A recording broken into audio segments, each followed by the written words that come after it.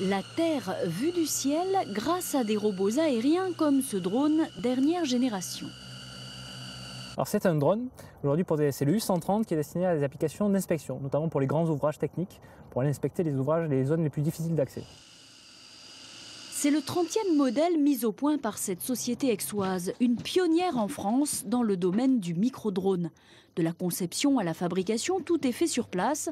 9 personnes sont employées dans cette PME pour un chiffre d'affaires qui double chaque année.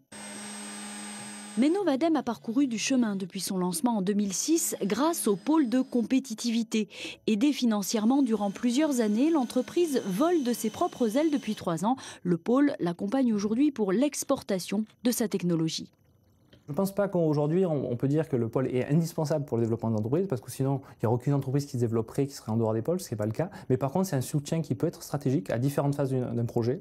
À des moments où des fois effectivement il faut un peu plus croire dans un projet, là les pôles de compétitivité ont une vision qui est un peu une vision de précurseur pour se dire cette technologie là il faut la porter et la développer parce que ça sera la technologie de demain. Direction le pôle Pégase, à quelques encablures de là. Dans ces bureaux, une quinzaine d'experts apportent leur concours aux chefs d'entreprise. Subventions publiques, mais aussi conseils, services, aide au recrutement. L'idée étant d'aboutir à un succès commercial pour chaque produit. Enveloppe annuelle, 3,5 millions d'euros. L'entreprise, le moment où elle a le plus besoin de nous, c'est au début de son projet, pour l'imaginer, pour se donner de la méthode, pour monter en compétence pour le gérer, pour aussi travailler sur les aspects techniques, technologiques.